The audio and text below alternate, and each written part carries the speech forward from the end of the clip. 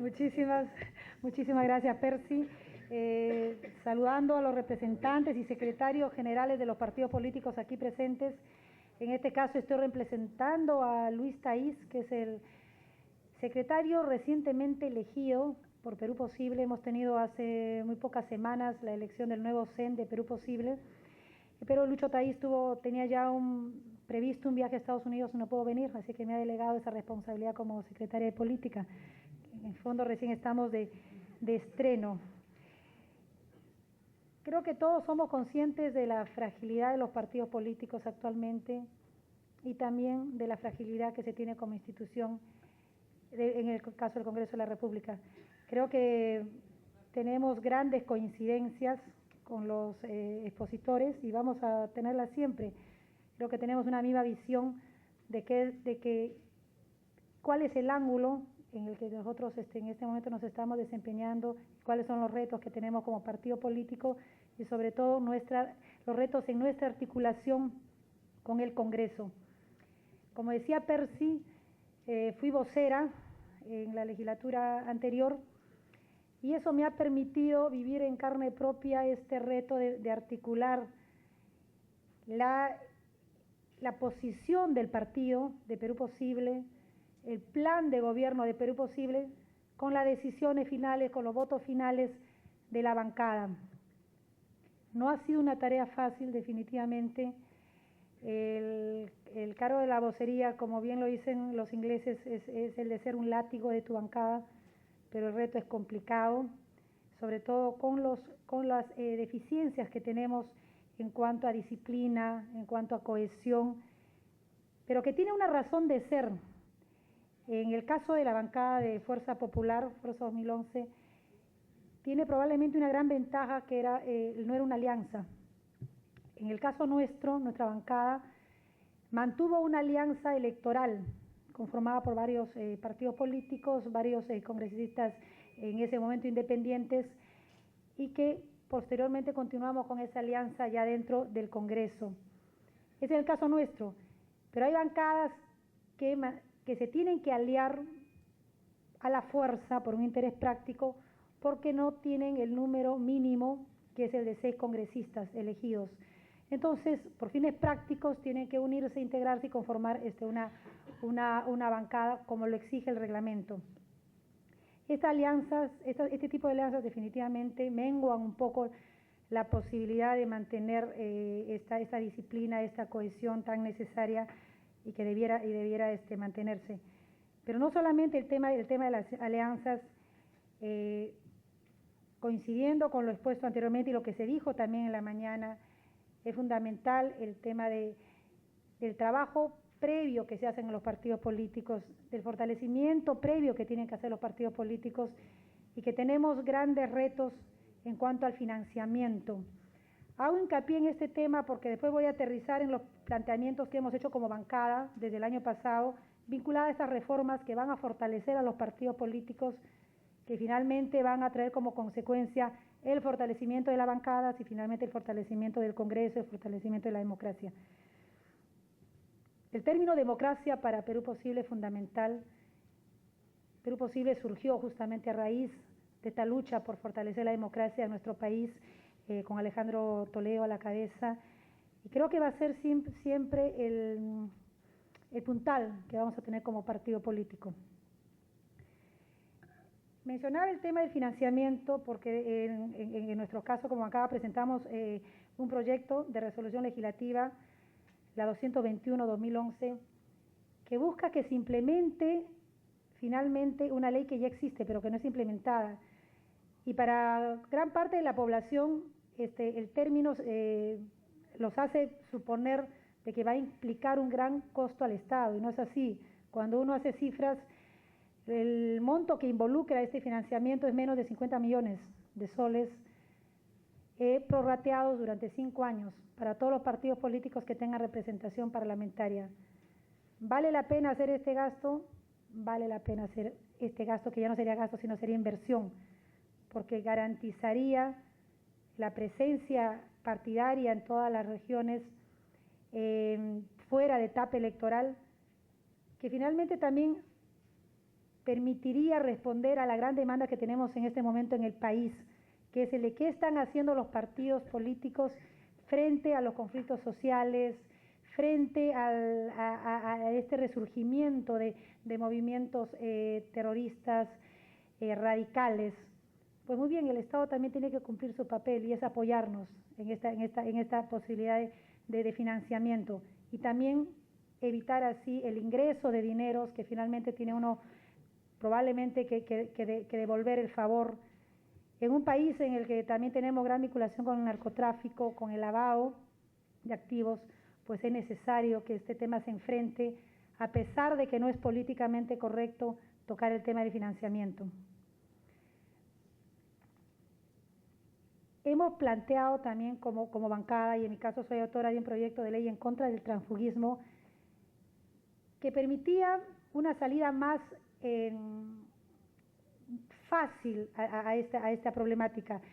Mencionaba, creo que Rafael, el tema de la reforma constitucional vinculado al tema del transfugismo.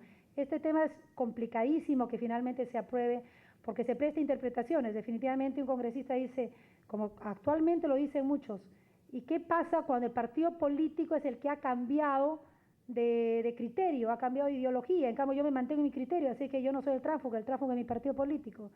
Entonces el tema es muy complicado darle solución por ese ángulo. En mi caso presenté un proyecto de ley que simplemente modificaba el reglamento del Congreso y que implicaba que el congresista que salía de una bancada, de un grupo parlamentario, de un partido político, no pueda conformar otro grupo partidario, y era un mecanismo de sanción que finalmente los aislaba y que sí iba a evitar probablemente de que salieran de sus grupos parlamentarios, pero que no estuvieran impedidos de presentar proyectos de ley y que ya no se necesitaran las 6 firmas más la vocería que en este momento se necesita, sino, por ejemplo, un mínimo de 10 firmas ya de bancadas diversas. Estamos también, como lo han mencionado otros representantes partidarios, de acuerdo como partido político en temas de la bicameralidad, en cuanto a reformas para plantear, en este caso sí van a ser reformas constitucionales en cuanto a la subrepresentación, en cuanto a la reforma de los distritos electorales, en cuanto al voto preferencial, que si bien tenía razón Percy cuando dice, bueno, los partidos políticos estamos de acuerdo en eliminar el voto preferencial. Lo mencionaba Jorge del Castillo, que implica una guerra civil dentro de los partidos políticos, nos debilita tremendamente. Pero mientras no se garantice la democracia interna en los partidos políticos, no se garantice el que no se ha manejado las precandidaturas en las cúpulas, pues va a ser un tema complicado. En mi caso yo salí gracias al voto preferencial, si no, no salía, ¿no? Me dieron un número complicado, pero finalmente logré salir gracias a ese voto. Pero soy consciente que se hace un gran daño a los partidos políticos con este mecanismo de elección. Lo planteaba en la mañana dentro de las propuestas de mediano plazo para fortalecer la labor de representación, que era el que el Congreso de la República puede implementar un instituto de formación parlamentaria que sirva de soporte a todos los partidos políticos para mejorar justamente esta calidad de los precandidatos, esta posibilidad de que los partidos políticos lleguen a seleccionar a las mejores gentes que definitivamente los tienen, pero que no logran ser los propuestos finalmente en las listas y los que lleguen a estar ya representando a sus partidos, a sus regiones. En fin, creo que para llegar al tiempo, resalto, me parece valioso el que la mayoría de los que estamos, y yo creo que finalmente vamos a ser todos los que estamos aquí, coincidamos en esta necesidad de fortalecer el vínculo de los partidos con nuestras bancadas. No es la ideal, no es la correcta, las fotografías, como decía César, no son las ideales, pero tenemos ese reto en común. Sería importante que en algún momento los partidos políticos, los líderes de los partidos políticos se reúnan y planteen alternativas aterrizadas para ver cómo mejoramos esta labor de los partidos con sus bancadas, porque finalmente eso va a permitir que como país vayamos creciendo democráticamente. Gracias.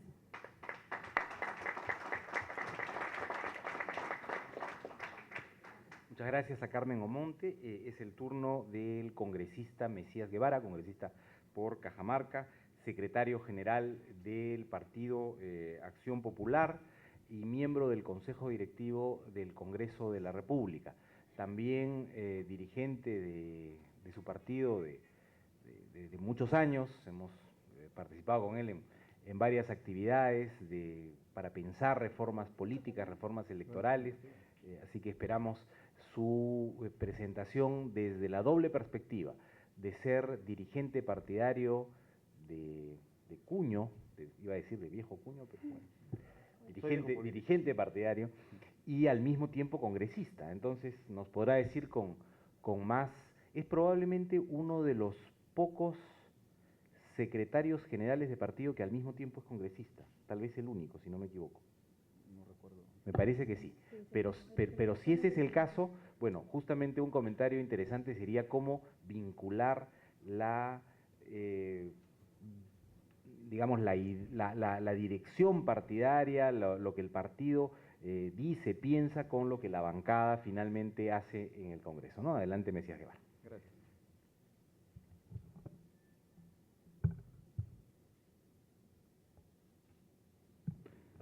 Estimados amigos, amigas, muy buenas tardes. En primer lugar, mi más sincero reconocimiento y agradecimiento por esta oportunidad que me dan para intercambiar ideas sobre un tema que en lo personal considero de suma importancia para el país, para la democracia y para la gobernabilidad. Definitivamente el tema que hoy nos han invitado, que tiene que ver con los partidos políticos y su relación con el Congreso, es de suma importancia. He estado escuchando atentamente a los señores expositores que me han antecedido la palabra y encuentro coincidencias y también encuentro divergencias, como es lógico. Estamos en un ambiente democrático.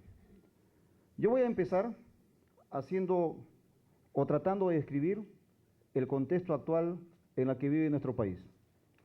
Creo que debemos de partir de ahí y en función de un análisis serio, concienzudo y responsable que tenga medianamente toda la variable de análisis, en función de ello ya podremos plantear los diversos cambios, las diversas propuestas. ¿Qué encontramos en el contexto actual en nuestro país? Encontramos a una sociedad con una alta volatilidad electoral. Encontramos que no es el mismo el sentimiento electoral de una elección a otra elección. Encontramos que el péndulo democrático en nuestro país lamentablemente no se concreta, no se da. La alternancia democrática está muy lejos de lo que se pueda ocurrir en países donde las democracias sean avanzadas y sólidas. Por otro lado, hay que hacernos una autocrítica, yo no tengo ningún problema en hacerlo, que los partidos políticos estamos totalmente desconectados de la realidad nacional. No estamos interconectándonos en la gran problemática nacional. Vemos que los conflictos sociales siguen surgiendo en diversas partes del país. Vemos que no queremos decir nada, que queremos mantener el establishment, queremos establecer el status quo, cuando los conflictos sociales, por ejemplo, se están surgiendo en el tema de la minería y a viva voz, se requieren grandes cambios estructurales. Y lastimosamente los partidos políticos no estamos asumiendo ese rol. Una autocrítica que a todos nos debe de llamar la atención. Otro tema que yo encuentro es que hay un profundo desinterés por los ciudadanos en participar o estar relacionado con los partidos políticos. Aproximadamente el 91.4% de los peruanos en general manifiestan abiertamente que han manifestado o manifestado que han militado o que militan en un partido político. El 7% dicen que sí han militado o que militan en un partido político. Y curiosamente de ese 7%, el 30% dicen que han militado, o el 15% en el APRA, otro tanto en Acción Popular, otro tanto en el Partido Nacionalista, y los demás partidos, digamos, en estas encuestas, muy poco aparecen. ¿Por qué? Porque no encuentra la ciudadanía, definitivamente, un interés por la política nacional. Solamente el 7% dicen que tienen interés en participar en política. Por otro lado, definitivamente, dentro de este contexto, encontramos una profunda desilusión hacia la labor congresal. Definitivamente el Congreso es una de las instituciones que deberían estar sólidamente establecidas, pero lamentablemente encontramos que no tienen no encuentran un respaldo popular, una evaluación, un desprestigio totalmente abierto y consolidado. Competimos fundamentalmente con el Poder Judicial, que está también desprestigiado, con una policía que también está desprestigiado. Por lo tanto, ahí encontramos una desilusión totalmente en el sistema congresal. En lo personal encuentro, o trato de darle ciertas explicaciones por qué existe cierta desilusión con la labor congresal, no solo de lo que se refiere a mi partido o a mi labor congresal, sino en general, es de que existe una escasa representación. Somos un país muy grande. En Cajamarca, por ejemplo, somos 6 congresistas para representar a 1,5 millones de cajamarquinos, y lo cual lamentablemente ahí encontramos de que no existe una profunda integración. Por otro lado, también en lo que se refiere a qué quiere el peruano de a pie. En las conversaciones que tenemos nosotros encontramos que el peruano de pie quiere que los políticos y los partidos políticos sean honestos y transparentes. Quieren una nueva clase política. Quieren políticos que tengan valores, que tengan una absoluta transparencia y que sean honestos. Y algo muy importante, que ellos reclaman que los congresistas y los partidos políticos tengan una estrecha comunicación con el pueblo. Hoy encontramos un divorcio, estamos desconectados. También nos exigen que digan la verdad. Quieren saber cuál es la verdad. Por otro lado, también exigen que se cumplan las promesas. Todos quieren que cumplan las promesas. Y también nos piden, a voz en cuello, que haya una renovación de dirigentes, y también tanto dirigentes partidarios como dirigentes de la clase política a nivel nacional. Y algo muy importante que nos pide el pueblo peruano es de que definitivamente tengamos una democracia interna sólida y muy consolidada. Frente a eso, ¿qué es lo que debemos de hacer? Frente a esa realidad, definitivamente lo que nosotros como Acción Popular planteamos, una revisión integral de la ley de partidos políticos, pero una revisión integral y que se aplique de manera integral y no de manera parcial.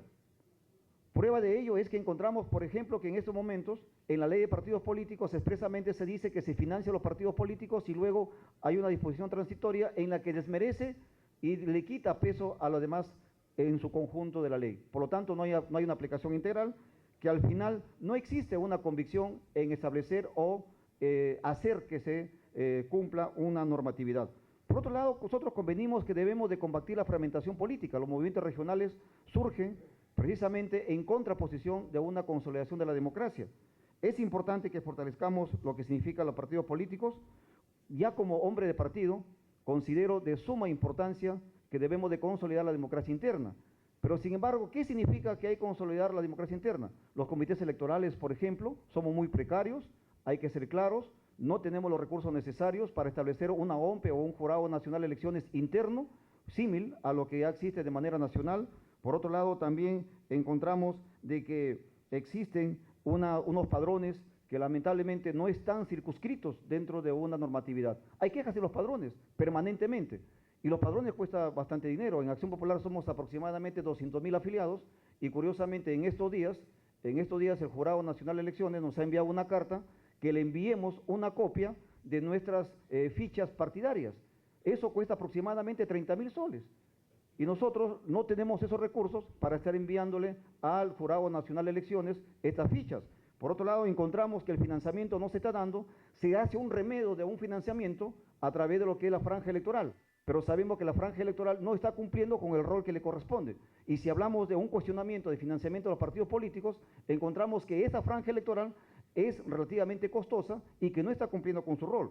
Por otro lado, también debemos de promover la participación activa tanto de las mujeres y de los jóvenes en política. En lo personal considero que los grandes protagonistas del cambio son los jóvenes y las mujeres. Por otro lado, el control y supervisión del gasto también tiene que darse de manera efectiva. La OMPE, en este caso, fiscaliza de manera muy agresiva, muy, presionando a los partidos políticos, pero no fiscaliza a los movimientos regionales. Por lo tanto, también es importante que nosotros recuperemos lo que es el tema de la confianza. En relación a los otros temas, definitivamente hay un debate muy serio, que es el tema de la bicameralidad, el tema del voto preferencial. En mi partido este sábado tenemos un plenario en el que vamos a discutir sobre la permanencia o no del voto preferencial. Yo tengo mi propia opinión, discrepo totalmente con los que me han antecedido la palabra. No estoy de acuerdo que el voto preferencial sea un veneno, como aquí se le ha querido decir. Tampoco hay que satanizarlo. El voto preferencial definitivamente es una herramienta, una democracia, un mecanismo de democracia interna, mientras no se consolide un proceso interno que sea, por ejemplo, fiscalizado por la OMPE, definitivamente el voto preferencial hasta hoy sigue cumpliendo un rol importante. En la relación entre la bancada y el partido, definitivamente nosotros intentamos estar en una estrecha coordinación. Cuando vivía el arquitecto Fernando Belaúnde Terry, él también todos los lunes se reunía con la bancada parlamentaria, en ese tiempo con el Senado y con los diputados, hasta la década del 90 también ocurría eso, y de ahí esta práctica se ha perdido. Nosotros nos reuníamos, o los parlamentarios, yo soy hombre de partido, yo he nacido en el partido y veía cómo los parlamentarios, diputados y senadores de ese momento se reunían con el presidente Fernando Belaúnde Terry todas las semanas. En la actualidad nosotros tenemos una estrecha coordinación con el comité político que lo preside el ex senador y ex vicepresidente de la República, el doctor Javier Orlandini, donde ahí nos reunimos para discutir ciertos temas trascendentales para el partido y para el país. Por otro lado, también todos los acuerdos del plenario que acuerde los congresistas, estamos obligados en hacerlos cumplir de manera fiel y de manera, digamos, transparente. Es en ese sentido lo que en esta primera participación yo quería hacer conocer mis puntos de vista, en la que definitivamente si algo, todos los que estamos aquí presentes, debemos de buscar son dos cosas. Primero, hacer que la política sea interesante y atractiva para que un gran sector de la población participe activamente, y el otro aspecto definitivamente es que hay que fortalecer a los partidos políticos. Muchas gracias.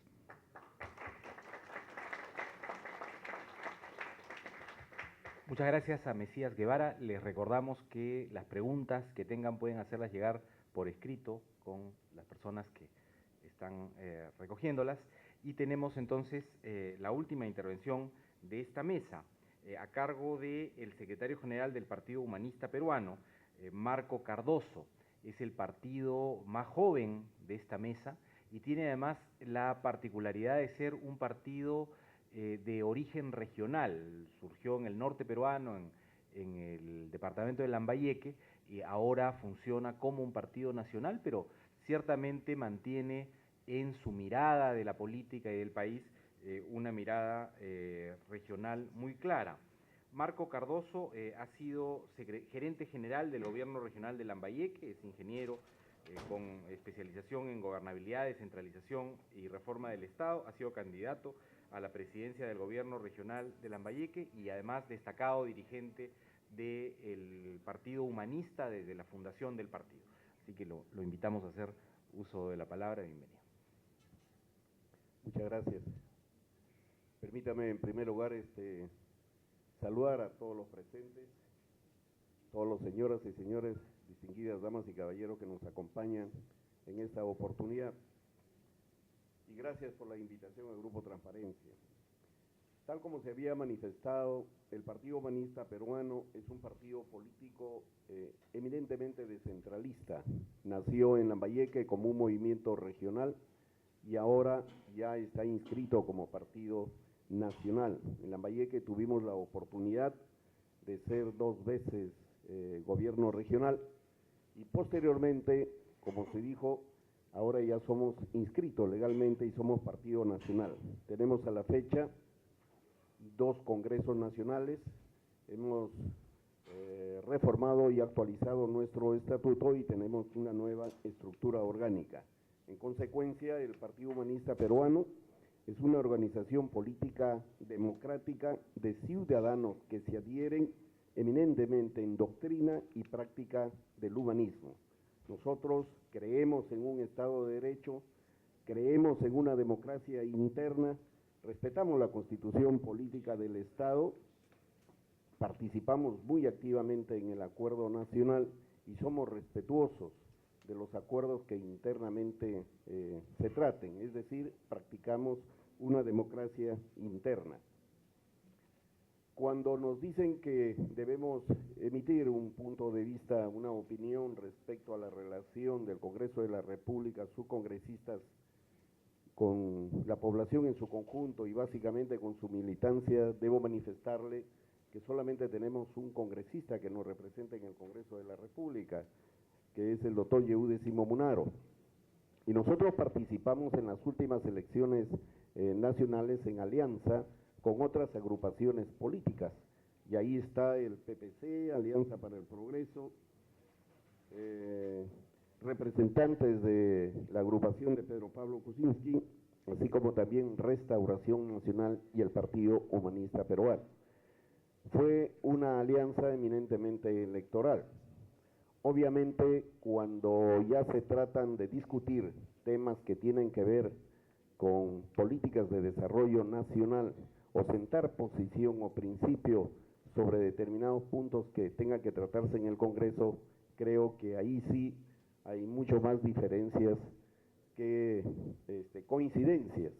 Y han habido en la práctica una serie de divergencias que en algunos momentos han conllevado inclusive a tener que plantear la ruptura de esta alianza. Pero sin embargo, felizmente hasta la fecha esta se mantiene respetando las diferencias de los otros grupos políticos. Diferencias que se han puesto de manifiesto y como es de público conocimiento, por ejemplo, cuando se tuvo que sentar posesión al caso del congresista Chejade, últimamente con la sanción que se ha impuesto al congresista Javier Díaz Canseco, o con la aprobación de la ley magisterial. Consideramos de que la participación en este caso del congresista y la relación con su partido político, con su militancia, tiene que ser de manera permanente y constante. Nosotros tenemos un comité ejecutivo nacional y también tenemos una comisión política.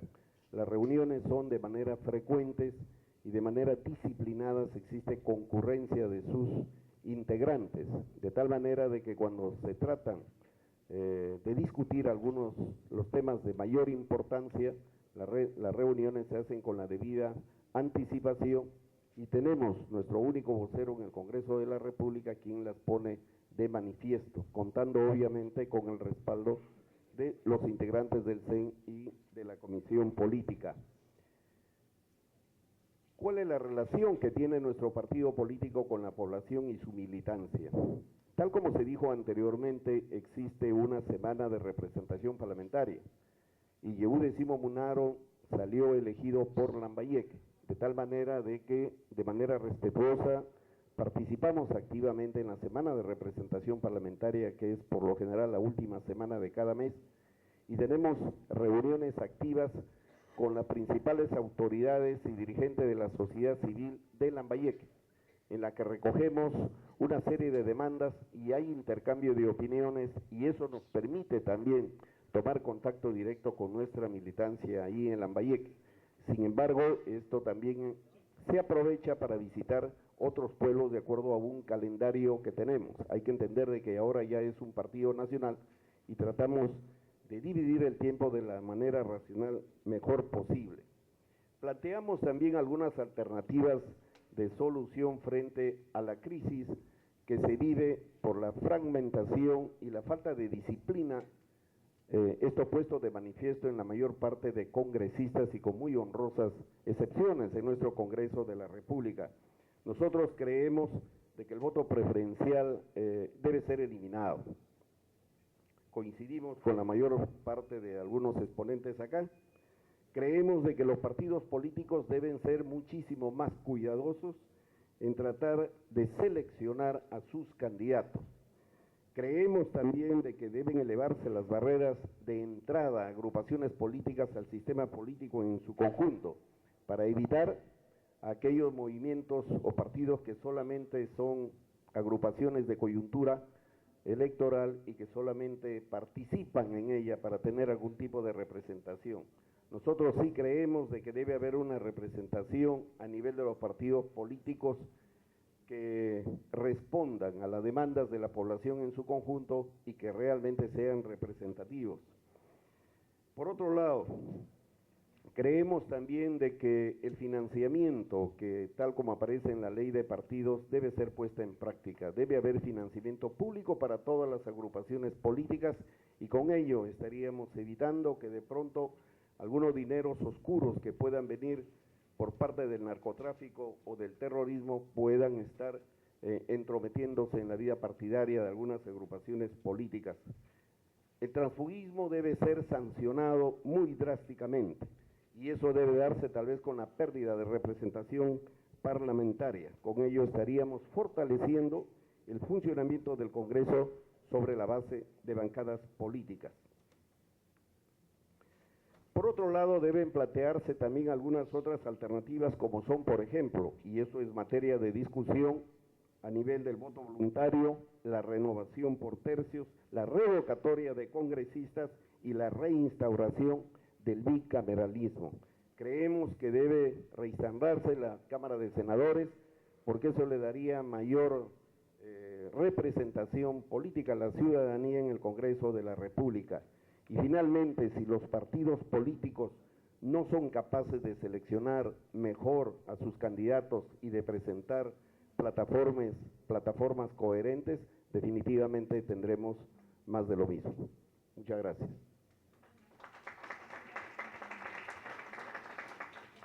Muchísimas gracias. Tenemos ahora la rueda de respuestas.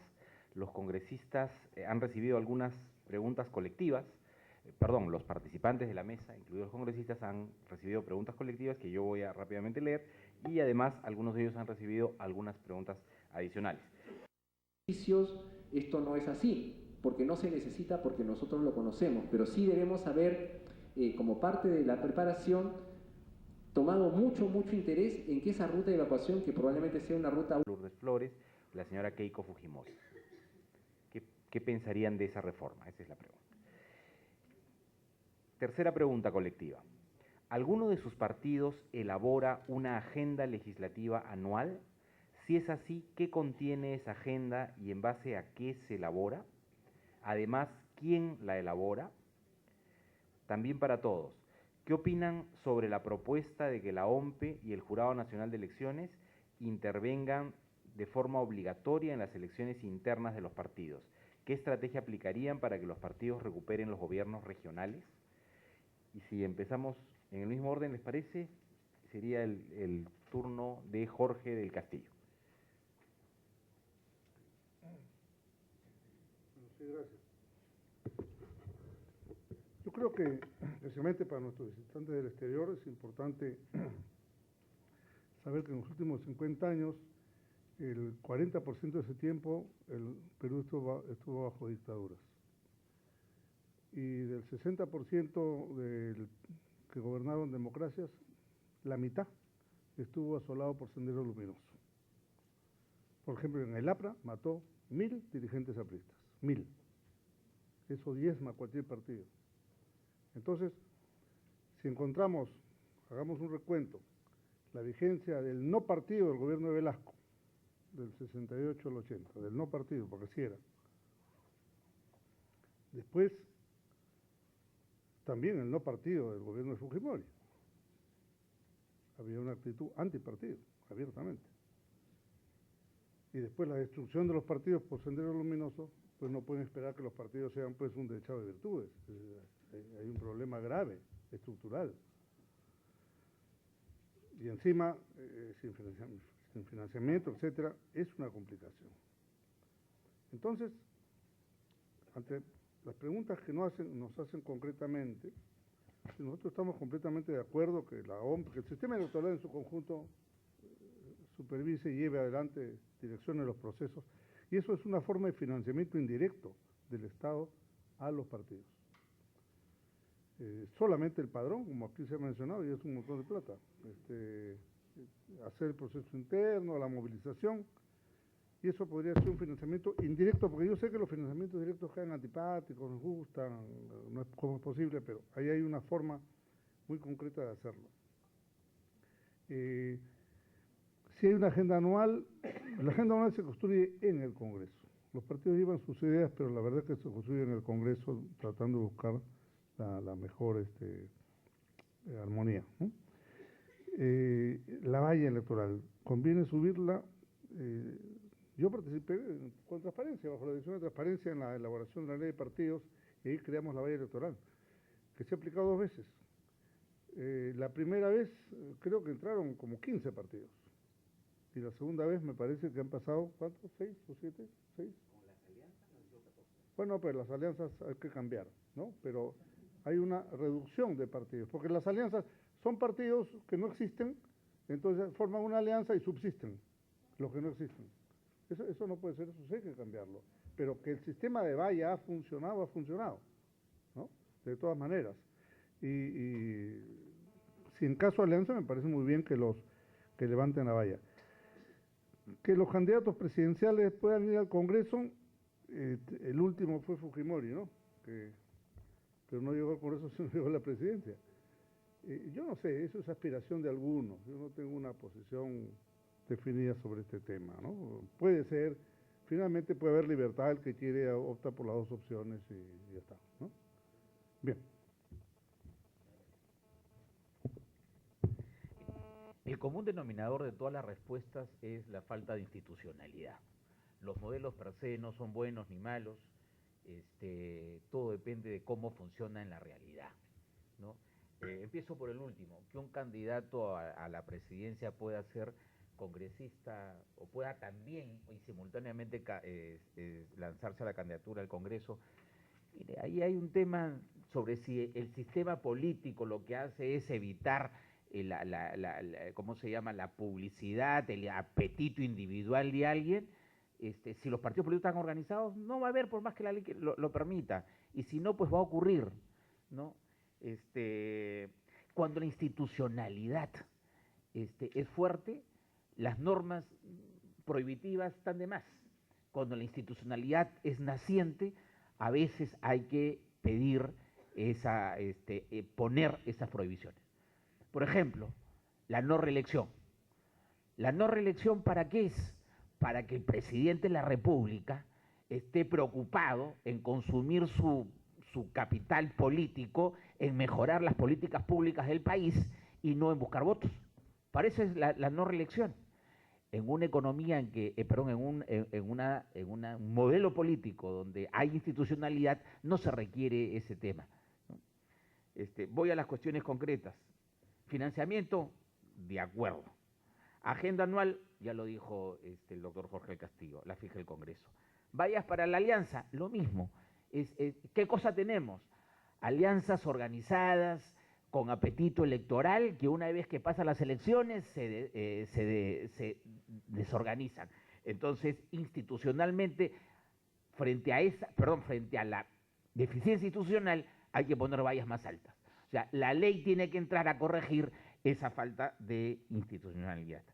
La intervención de los organismos, la OMPE y el Jurado Nacional de Elecciones dentro de los partidos políticos, ¿es buena o mala?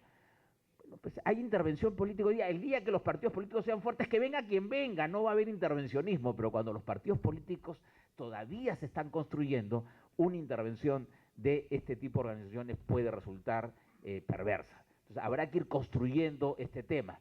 En todo caso, la posición del partido y la bancada es que esta intervención sea una intervención mediatizada, sea una intervención más como transparencia, ¿no? Que entra con autoridad moral más que con autoridad política y jurídica. Muy bien. Muchas gracias. Rafael. Bien, con respecto a cómo brindarle mayor apertura y transparencia a las elecciones, a la democracia interna de los partidos, yo sí considero de que la OMPE y el Jurado Nacional de Elecciones son árbitros plenamente válidos, ¿no? Son tanto normativamente como el mecanismo propio de la elección o el proceso de elección, son instituciones que ayudarían a consolidar la democracia interna de los partidos, y esta democracia interna sea la base para la elección de candidatos. Hoy día el Partido Popular Cristiano realiza sus elecciones internas de autoridades con la intervención de la OMPE, ¿no? Y esto lo realiza a nivel nacional. Las secretarías regionales dan cuenta a OMPE y OMPE envía a su veedor para que el proceso sea ampliamente democrático y finalmente sea reconocido por toda la estructura partidaria a nivel nacional. Y de igual manera ocurre en Lima. Nosotros hemos sido, creo, uno de los primeros partidos políticos en la que elegimos a presidente del partido mediante la implementación del voto electrónico. Y por eso que lo defendemos en el Congreso de la República y creemos en él. Con respecto a la agenda legislativa, sí creo que los grupos políticos tienen que hacer un esfuerzo por construir básicamente lo que nos estaba mencionando César, la institucionalidad, es decir, no puede haber precariedad institucional en el Estado, no puede haber, no es posible que los congresistas o los grupos políticos no puedan ponerse de acuerdo en la elección de de autoridades que son fundamentales para que la democracia se sostenga. El defensor del pueblo, los miembros del Tribunal Constitucional, los miembros del directorio del Banco Central de Reserva. Yo creo que el restablecimiento de la bicameralidad y con ello el Senado de la República, sí creo que le daría esa posibilidad de poder elegir mejor. Es decir, es más fácil que si el Senado con menos miembros pueda llegar a ponerse de acuerdo, que hoy día se pongan de acuerdo 130 parlamentarios o congresistas. Y en ese sentido, también creo que es importante que quienes llevan una propuesta política, ¿no?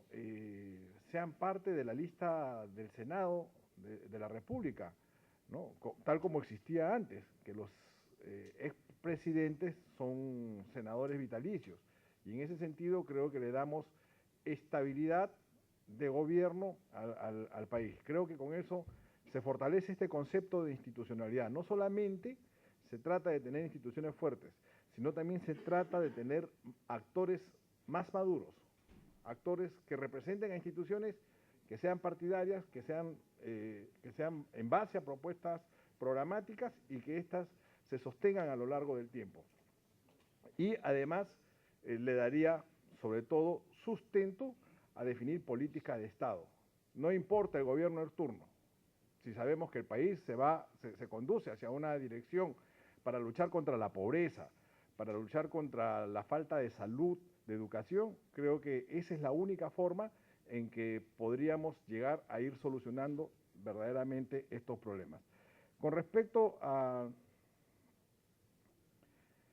las alianzas electorales, si se le puede elevar las vallas, miren, yo creo que las vallas son fundamentales, porque finalmente te determina un estado físico, en el caso, por ejemplo, de las carreras con obstáculos, determinan que alguien tenga un estado de físico superior para poder iniciar una carrera. De igual manera puede ser en los partidos políticos podamos definir que tengan mejores condiciones, mejores estructuras, más articulado el ideario con la acción política, ¿no? Y eso finalmente que sea un argumento para poder permitirse una alianza electoral, ¿no?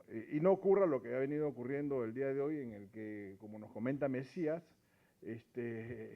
OMPE le pide la copia de las fichas de sus afiliados, mientras que para la conformación de un movimiento local o un movimiento regional solamente se hace un padrón de firmas. Entonces, ahí hay una asimetría en cuanto a la fiscalización y a la exigencia que se le hacen a los partidos políticos versus lo que se le hacen a los movimientos y a la conformación del movimiento regional, que precariza básicamente las instituciones y a los actores partidarios. Y por último, no, ya la contesté. Muchas gracias. Gracias, Rafael. Carmen Omonte. Gracias, Percy. Brevemente trataré de tocar todos los puntos. En cuanto a las alianzas, coincido, es un tema de que ya hay planteamientos en el Congreso de diversas bancadas, fórmulas diversas para limitar las alianzas, unas subiendo vallas, creando otros porcentajes, porque definitivamente la experiencia nos enseña que estas alianzas electorales, pasado el proceso de elección y ya actuando en el Congreso, pues debilitan el trabajo de las bancadas, porque finalmente el lograr cohesión ideológica pues es prácticamente imposible, porque son alianzas bien intencionadas, pero formadas con un fin electoral. Pero ya al haber pasado el proceso electoral, buscamos mantenernos cohesionados, pero finalmente tenemos puntos de vista distintos y eso complica un poco el trabajo. En cuanto a la candidatura del candidato a presidente de la República, que también pueda postular al Congreso, debiera de no existir ese impedimento, ¿no? Finalmente, como decía Jorge.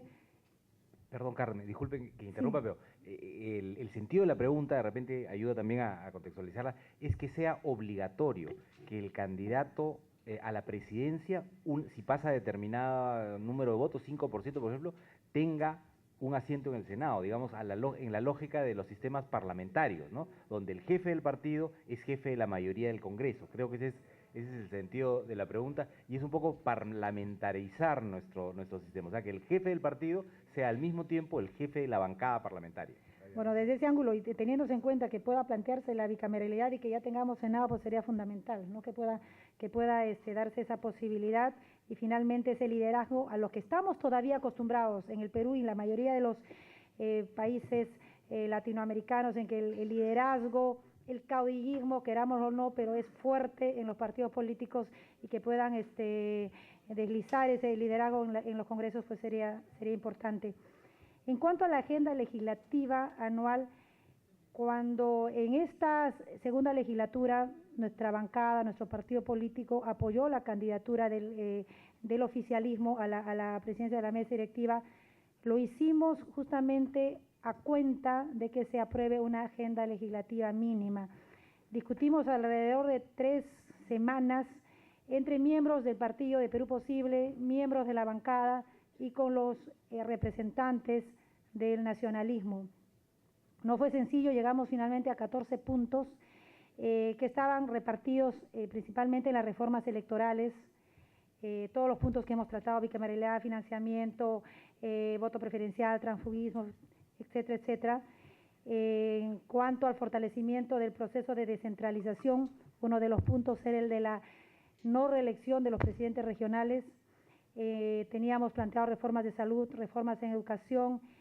En el tema agrícola, planteamiento del límite de tierras, el que se revise el tema de los derechos laborales de los trabajadores de agroexportación, planteamientos también vinculados en cuanto a la lucha contra la corrupción, el tema de imprescriptibilidad de los delitos de corrupción. Fueron 14 puntos que fueron planteados como una necesidad de propuesta, que finalmente, sumados a otras iniciativas, en esta legislatura se ha aprobado alrededor de 1 mes y medio que se aprobó en el Congreso. A diferencia de la legislatura anterior, esta presidencia ha hecho ese esfuerzo de aprobar una agenda mínima parlamentaria.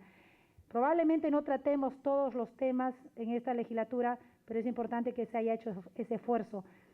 Quizás sí, haciendo un mea culpa, no lo hemos difundido, porque en varios lugares nos preguntan si es que ahí tenemos una agenda parlamentaria, pero sí, fue aprobado en esta legislatura y debiera difundirse mucho más. En cuanto a la intervención de la OMPE y del Jurado Nacional de Elecciones en los procesos internos, es sumamente importante. La demanda de los militantes es el de que finalmente el voto sea universal, el voto sea secreto en general para las elecciones internas de los partidos, y para esto se necesita de cierta infraestructura, de cierta logística que internamente los partidos pues no disponemos de ellos. Habían hecho una pregunta también individual en cuanto a la función de fiscalización, si es que era exclusiva de los partidos de oposición. En absoluto. Todas las comisiones en el Congreso, fundamentalmente las de fiscalización, las de ética, las de investigación, son multipartidarias. Se trata de respetar los principios de proporcionalidad, los principios de equidad, y son multipartidarias, ¿no? Salvo que un partido no desee formar parte de esa comisión investigadora o de ese grupo de fiscalización. Y había una pregunta vinculada al tema de alternancia. Creo que en este caso, como mujer, voy a hacer todo el esfuerzo posible para que dentro de mi partido, de Perú Posible, pues se logre llevar el tema adelante. No es un tema sencillo, existe bastante indisposición de la mayoría de los miembros de las cúpulas, sobre todo del partido político, en general de todos los partidos políticos, para plantearse el tema de la alternancia. Pero qué bueno que haya entusiasmo. Es un reto que hay que asumir. A nivel mundial, la visión que se tiene de mujer en política es una visión positiva. Entonces yo creo de que, aún así, no sea por un tema de convicción de los líderes de los partidos políticos, por un tema simple de cálculo político, pues deben de darle ese espacio a la mujer. La mujer está vinculada, más alejada de temas de corrupción, está vinculada a una visión más integral de la problemática, a tener también un esfuerzo más constante, tenaz en cuanto a los objetivos que busca.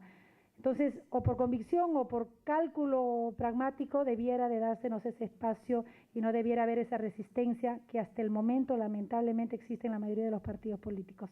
Gracias. Muchas gracias, Carmen. Y es el turno de Mesías Guevara. Muchas gracias, Percy. Y gracias también por las preguntas que se han dirigido directamente a mi persona.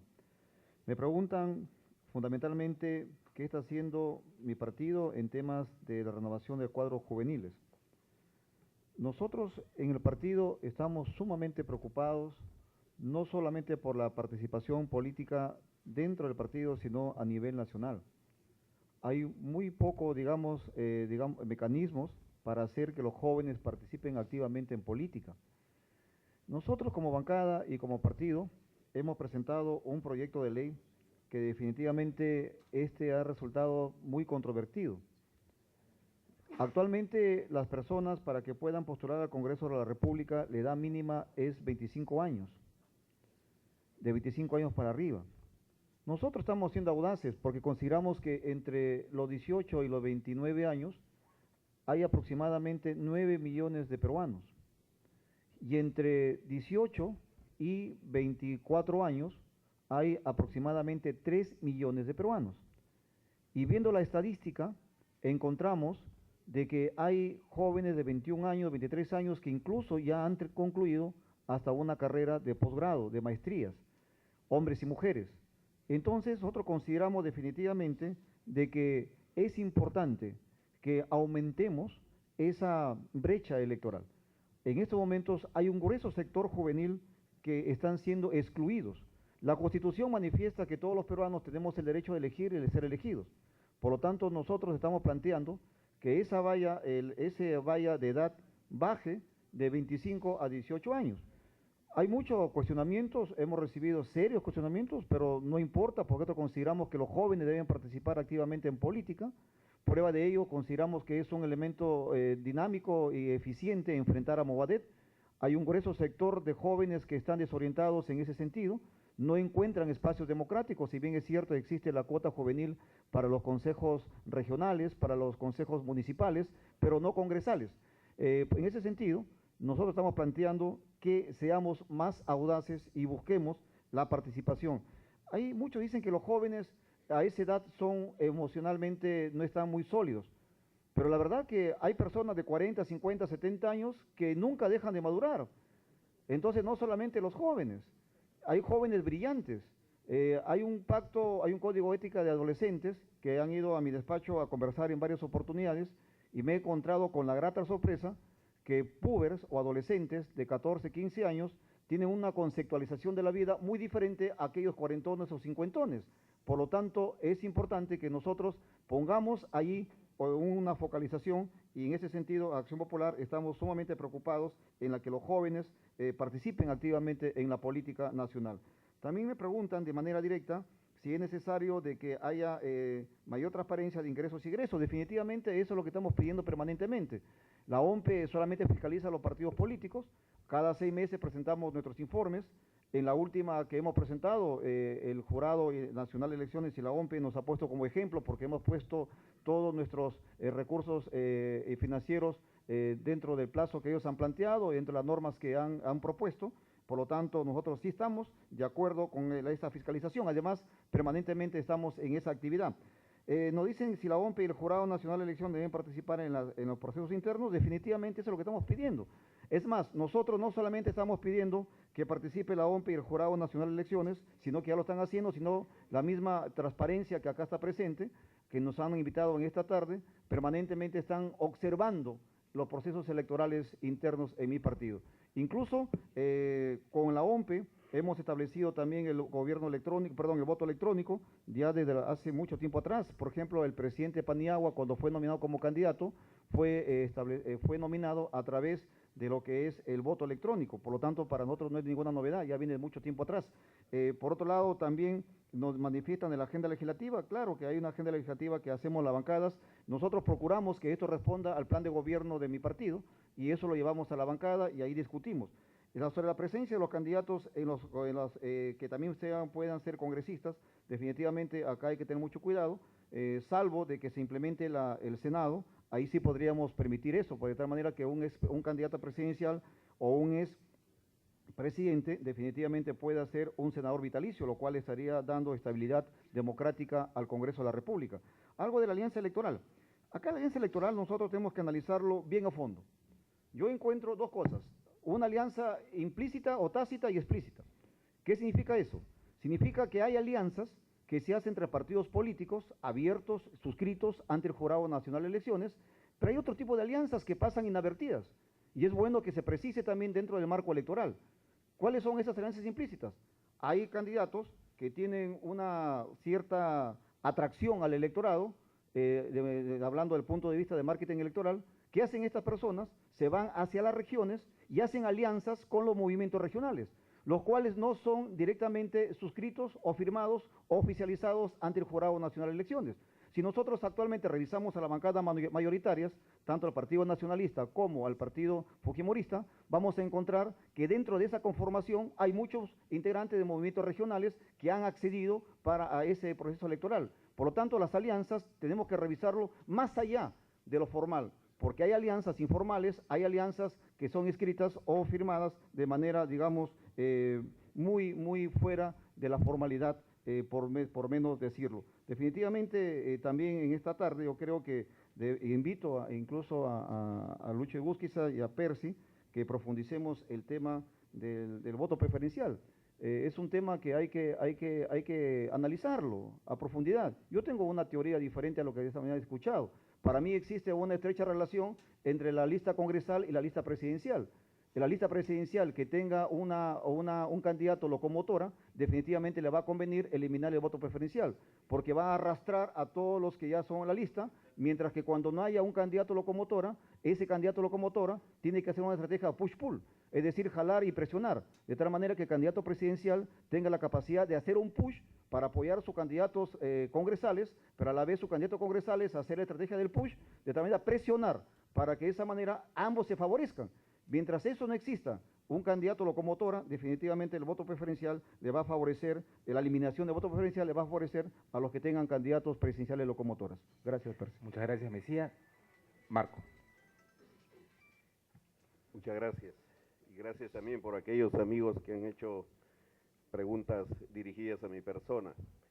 Si la OMPE u otras instituciones deben participar como veedores, me parece que sí, porque eso no hace más que verificar y garantizar que realmente en las agrupaciones políticas debe haber democracia interna. Si los candidatos a la presidencia deberían serlo también para el Congreso, me parece que sí, porque eso le daría mayor realce y nivel al Congreso, más todavía si es que tuviéramos la oportunidad de tener nuevamente Cámara de Senadores. Hay agenda legislativa anual y quién la elabora. Para nuestro caso sí, eso está en función de nuestro plan de gobierno. ¿Se debe participar en elecciones regionales? Creo que sí. Para el caso particular nuestro, hemos participado en Lambayeque siendo gobierno en 2 oportunidades consecutivas y en esta oportunidad del año 2014 estaremos participando también, no solamente en otros departamentos, tanto para los gobiernos regionales como para los gobiernos locales. Dice, las decisiones importantes en las bancadas o grupos parlamentarios son tomados con algún nivel de coordinación en las respectivas organizaciones políticas. Para el caso del Partido Humanista, estas se coordinan directamente con el CEN y la Comisión Política. ¿Cómo coordinar y gestionar la presencia del Partido Nacional con las tareas de representación parlamentaria? Bueno, definitivamente todas las últimas semanas de cada mes existe lo que se llama representación parlamentaria y nosotros asistimos de manera puntual, en este caso a Lambayeque, que es de donde viene el congresista Yehude Simo. ¿Cuál cree usted que es el mayor aporte que el partido al que pertenece usted ha dado a la sociedad peruana? Siempre apostamos por la gobernabilidad del país y nuestras principales armas son el diálogo y una concertación permanente. Además, que hacemos todo lo posible por impulsar el proceso de descentralización en nuestro querido Perú. Gracias. Muchas gracias. En nombre de los organizadores de este seminario internacional, Idea Internacional, Reflexión Democrática, el Congreso de la República y Transparencia, queremos agradecerles su presencia el día de hoy. Recordar que hoy nos hemos enfocado en el tema de representación, mañana el tema será justamente transparencia parlamentaria, así que a las 9 de la mañana están todos invitados para continuar con esta discusión. Gracias a todos y gracias a los participantes.